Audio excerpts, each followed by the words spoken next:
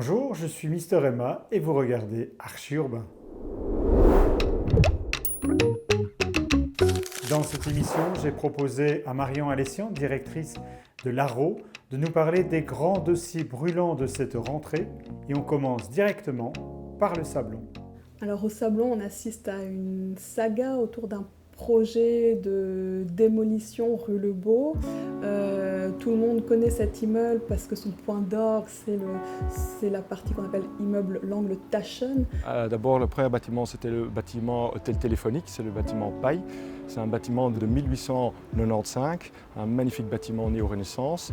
Et alors, dû au fait que Proximus Bellecom avait besoin de plus en plus de place, ils ont agrandi en 5 phases. Donc la deuxième phase, c'était le bâtiment justement derrière nous, Rustbrook, puis Justice, puis toute la rue Lebeau, pour terminer avec le bâtiment sur l'angle au Sablon.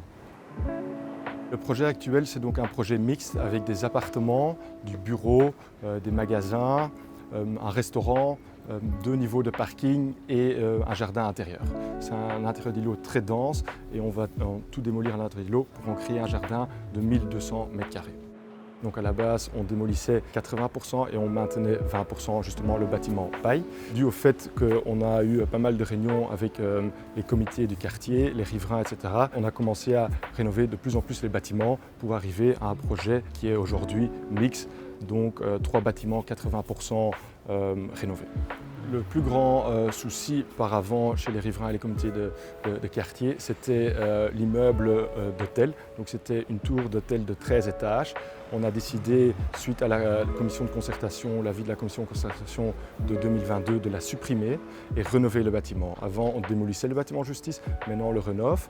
On le rénove dans un bâtiment de bureau de 7 étages. Pour l'ARO et pour les habitants, le projet est loin d'être une réussite, dans le sens où on augmente encore la superficie de bureaux, mais surtout, il y a toujours énormément de démolitions qui sont projetées et il y a toujours un projet de parking, alors certes avec moins de place, mais quand même 160 nouvelles places de parking au Sablon.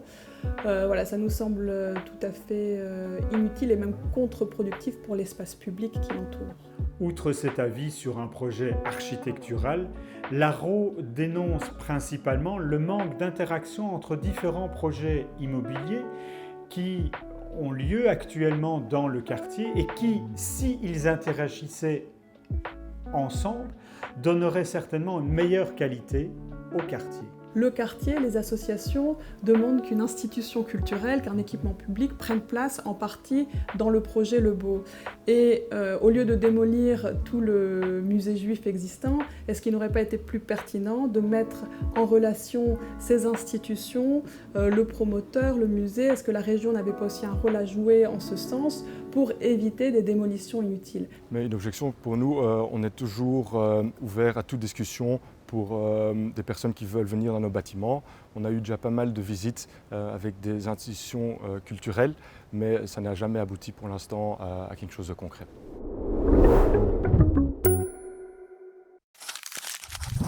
Alors, le Palais du Midi, pour nous, c'est le dossier estival et c'est le dossier le plus dramatique, je veux dire pour la ville de Bruxelles, mais au niveau régional. En creusant le nouveau tunnel qui va amener à la nouvelle station Tut-Stielemans pour le métro 3 au boulevard Stalingrad, les ouvriers ont découvert qu'en raison du sol marécageux provenant de l'ancien lit de la Seine, il était impossible de poursuivre les travaux sans démolir le Palais du Midi. C'est un lieu, à proprement parler, vraiment un lieu public, un équipement collectif. On parle quand même d'un bâtiment patrimonial dans lequel on va retrouver de nombreuses salles de sport, des bureaux, mais également 1200 élèves, 32 commerces sont impactés, 130 au total, 4000 usagers hebdomadaires vont être privés du Palais du Midi.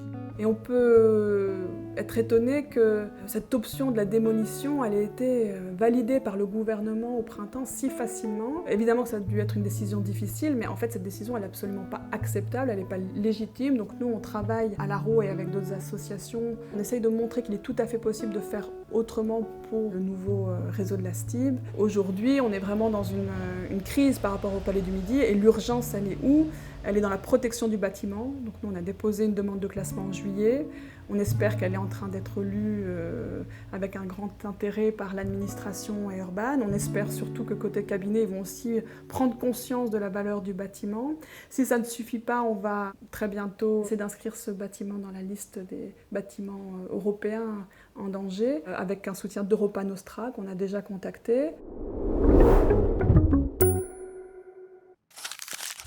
Alors pour le quartier européen, en ce moment, il y a un combat, en tous les cas une enquête publique pour commencer, très précis, mais qui a de nouveau lieu rue de la Loi, et c'est lié à un vieux projet qu'on appelait avant Realex, maintenant Lislex. Là, on a affaire à un nouveau projet immobilier de la Commission européenne qui veut construire environ 46 000 m² de nouvelles surfaces de bureaux et aussi pour un centre de conférence. Alors le projet, il est moins pire que les précédents, il n'y a plus une tour de 126 ou 128 mètres, je ne sais plus, mais on a encore affaire à un projet monofonctionnel et absolument pas mixte de la Commission européenne, qui vient rajouter dans un quartier de bureaux où on sait qu'il y a déjà beaucoup trop de superficie de bureaux, on vient là rajouter là encore des mètres carrés de bureaux, sans ajouter aucun logement. On est très étonnés parce qu'on voit aussi parallèlement des nouveaux projets de bureaux dans un autre quartier de bureaux, celui du quartier Nord, où là on a contesté le projet dénommé Livin, où on a énormément de bureaux, enfin un projet monofonctionnel de bureaux qui est aussi sur la table et qui est a priori dédié de nouveau aux institutions européennes. Donc la visibilité sur tous ces projets est quand même très peu claire, ça reste malheureusement assez flou et on peut regretter qu'on vienne toujours ajouter des nouveaux immeubles de bureaux au lieu de travailler à partir de l'existant. Il sera question du quartier Nord dans le symposium que Archi-Urbain organise le 15 novembre prochain en collaboration avec Ecobuild Bruxelles et AG Real Estate. Le titre du symposium s'appelle For a Sustainable and Healthy Real Estate. Et donc nous avons un débat qui parle de comment la transformation du quartier Nord se positionne-t-elle face aux défis climatiques et à la durabilité. Mais nous avons également invité de nombreux experts et expertes durant toute cette journée, notamment Benoît Lemens qui viendra parler de comment rendre l'habitat durable accessible à tous et à toutes. Jean Garcin parlera de sa pratique au sein du bureau Carbone, Architecture et Urbanisme, comment faire plus avec moins. Sébastien Moreno-Vaca parlera de l'intelligence artificielle au service de la durabilité et de l'architecte. Nous avons également invité Jean Dethiers, cet architecte belge qui a fait toute sa carrière au Centre Pompidou, parlera de la terre crue, de son matériau de prédilection pour lequel il vient de sortir un livre chez Flammarion, Habiter la terre. La matériau durable, il en sera également question avec Raphaël Walter de chez Anatomie Architecture. Et nous clôturerons cette journée avec le bois, en parlant du centre aquatique des Jeux Olympiques de Paris 2024 avec l'atelier 234, cet atelier parisien, mais également avec Yves Weinand, cet architecte belge qui est à la direction du département recherche construction bois à l'EPFL, avec la projection de mon film Let's Meet Yves Weinand, et également avec une conférence sur la recherche en construction bois. Et je vous propose tout de suite de découvrir un extrait du film que nous avons réalisé avec lui. J'aime beaucoup cet escalier, un escalier public en bois qui relie le centre-ville de Lausanne directement à l'entrée de la cathédrale, ici au-dessus.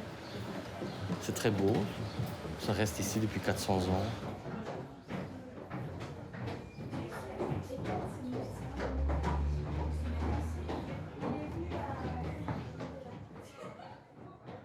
Ils ont utilisé la même pierre au sol et pour la construction de la cathédrale elle-même. Alors ça fait un ensemble très réussi ici, avec ces grands dallages qui sont posés par terre. L'inauguration du Parlement a été célébrée ici. Et là, il y a une plaque qui témoigne de l'indépendance du canton de Vaud, quoi, qui a été proclamée aussi dans cette cathédrale. Donc c'est une cathédrale ou un espace plutôt qui a été utilisé vraiment à des fins politiques. On a participé à un concours d'architecture qui portait sur une nouvelle conception des bancs de la cathédrale ici à Lausanne. En fait, cette cathédrale est multifonction, donc il y a l'office, mais il y a aussi des concerts. Et l'office demande une orientation vers la nef, et les concerts, vu le fait que l'orgue est dans le fond de l'église, demandent une orientation vers l'entrée principale. Du coup, il a fallu proposer des bancs réversibles, et nous avons proposé non pas des bancs réversibles, mais des dossiers réversibles sur des bancs qui restent en place. On a gagné ce concours et j'en ai profité pour introduire notre recherche qui concerne des bois clipsés, c'est-à-dire que ce sont des bancs qui sont donc entièrement en bois et uniquement clipsés au niveau des assemblages. Voilà, tout ça, ça sera beaucoup plus efficace. Mais il y a quand même 280 bancs qui seront installés, hein, c'est quand même beaucoup. Un peu massif, 3,60 m de long. L'État de Vaud a un plan stratégique écologique et de décarbonisation Vision 2050 souhaite utiliser uniquement du bois issu des forêts de l'État de Vaud. Donc le bois a été coupé l'année passée et en fait pour l'instant il est en train de sécher et comme ils ne veulent pas utiliser de l'énergie pour le sécher, c'est-à-dire l'électricité, il faudra maintenant attendre 3 ans pour que le bois soit suffisamment sec et que la fabrication proprement parlée des bancs puisse démarrer. Donc du coup, ces bancs ne sont pas installés actuellement dans la cathédrale, mais ils n'y seront qu'en 2024. Voilà, ce sera tout pour cette émission. On se retrouve très rapidement dans une nouvelle émission d'Archi Urbain. D'ici là, je vous souhaite une très bonne semaine. Merci pour votre fidélité et à bientôt.